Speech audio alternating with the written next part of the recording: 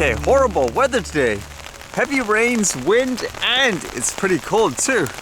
That's all the reports here say. It says what conditions will quickly go downhill on Sunday as a daunting storm moves through the south coast.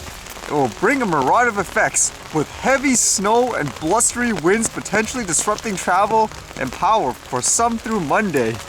Heavy snow, huh? I did read apparently it is actually snowing further north right now already.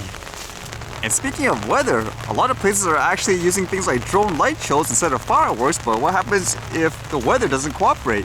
So I was reading this one today. It says, heavy rainfall, lightning forces cancellation of Pompano Beach drone show. They expected a stunning light show on Saturday night, but not like this.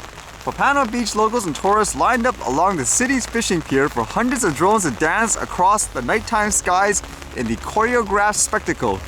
Instead, a downpour and flashes of lightning sent them scattering for shelter. I wonder though, if you went there and there was thunder and lightning everywhere, would you actually find that as a good entertainment replacement, or would you get the heck out of there? It says what was supposed to be a public drone show filled with synchronized shapes forming in the skies was cancelled. Heavy rainfall punctuated by strong winds gusts at 8:30 p.m. a half hour before the drones were scheduled to take flight forced city officials to pull the plug, according to two BSO deputies at the event. The occasion for the drone show to christen Pompano's rebuilt Fisher Family Pier and Fishing Village, which reopened in June 2020 with a pandemic-delayed ribbon cutting. That's a little unfortunate. I guess it was supposed to be a celebration. It makes me wonder if you could design, I guess, these types of drones to withstand things like rain and heavy winds, because a lot of them are designed, I guess, really small.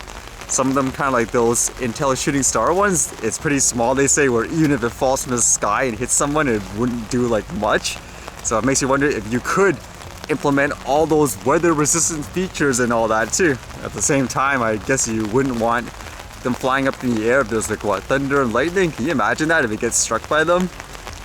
And this was kind of a quick video I saw. Apparently, I guess Tesla opened, I guess, manufacturing sites in Germany, because this one shows flying through Giga Berlin. It seems like it's an FPV drone flying through, I guess, their warehouse and all that, where they construct all the cars. It's kind of cool.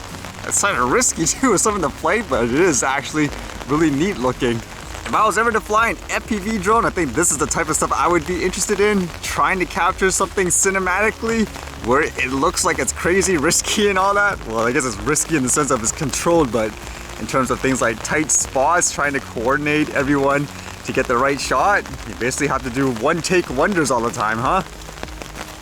And the last thing I read, which is kind of interesting, there's a lot of conversation nowadays just in terms of platforms, for example, not being the way it used to be, so to speak. It just seems like things like free speech is being suppressed in many cases.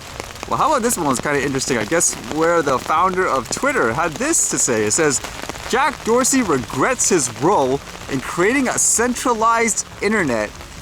Twitter founder Jack Dorsey would like you to know he too misses the early days of the internet, when protocols like IRC made the web seem like a place of boundless possibility. He also knows he's partly to blame for the current state of things. And I guess he wrote in his little tweet here, it says, the days of Usenet, IRC, the web, even email with PGP were amazing. Centralizing discovery and identity into corporations really damaged the internet. I realize I'm partially to blame. I guess is that the thought on how there's everyone going to specific places to, I guess, give information in terms of things like platforms and all that, whereas before, I guess it would be more of like what the quote World Wide Web. Everyone has to make like their own website, so to speak, like just say like an individual in order to communicate with other people. You might have message boards and all that, but it seems like now a lot of people are all crammed up into one, say, specific site and all that.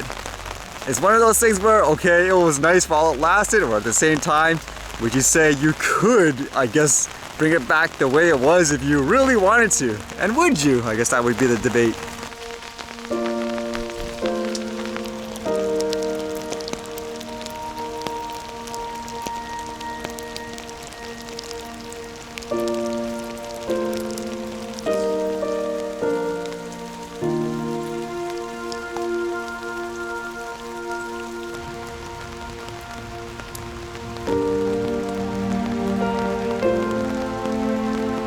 Okay, I guess definitely no flying today, huh? I wonder what I can do for the archive again. I think I'm gonna try some to see how hard it is to actually do it just for the heck of it.